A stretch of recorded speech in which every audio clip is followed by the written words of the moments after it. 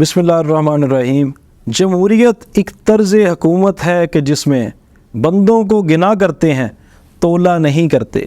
अस्सलाम वालेकुम दोस्तों, प्रोफेसर हकीम अली विकास आपकी खिदमत में हाज़िर है। आज आपको जड़ी बूटियों में से मैं धतूरा के बीजों की मुकम्मल तफसीलात बताने जा रहा हूँ। अरबी में इसको जोज़ मासिर कहते हैं, फ़ारसी में ततूरा कहते हैं, अंग्रेज़ी में इसको दातूरा और थोन एप्पल कहते हैं।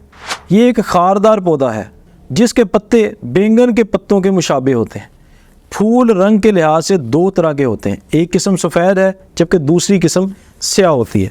मुहक्किकीन के नज़दीक रंग की तब्दीली अफ़ालो ख्वास पर असर पजीर नहीं होती। इसका फल अखरोट से बड़ा होता है। फल के अंदर चिपटे बीज भरे होते हैं। इसके पत्ते और तुखम दवा के लिए इस्तेमाल किए जाते हैं।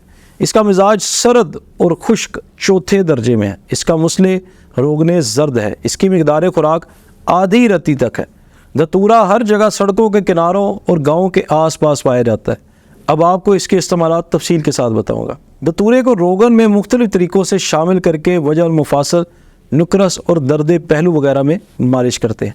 दर्द सर में पेशानी पर मालिश करने से फ़ायदा होता है। फोड़े फिंसियों को फोड़ने के लिए धतूरा के पत्तों को तेल में चिपड़ कर गर्म करके बांधते हैं। दमा को दूर करने में बहुत ही फ़ायदा देता है। इसके बीजों को गोली की शक्ल में नज़ला, खांसी, जरियान और सूरत इंजाल में इस्तेमाल करवाते हैं। धतूरा को एक वक्त में 1 ग्राम से ज़्यादा इस्तेमाल करना कातिल है। इसके ये तमाम फ़ायदे इसलिए हैं क्योंकि इसके अंदर मंदरजा ज़ैल अज्जा पाए जाते हैं। धतूरा के स्याह सफ़ेद पत्तों और फलों में धतूराइन अल्कलाइड, हायोसाइन, एट्रोपिन के अलावा हायोसिन, क्लोरोजेनिक एसिड और गहरे रंग का उड़ने वाला तेल होता है। अब धतूरे से तैयार किया जाने वाला एक नुस्खा आपको बताऊंगा जो हमारा मामूल मतलब है और काफ़ी मरीज़ों पर तजर्बा शुदा भी है। 4 दाने तुख्मे धतूरा के पानी के साथ खाने से पुराना दर्द सर ठीक हो जाता है। इसके अलावा अगर आप किसी और मर्ज़ में मुब्तला हैं और हमसे इलाज करवाना चाहते हैं तो स्क्रीन पर मेरे नंबर्स दिए गए हैं।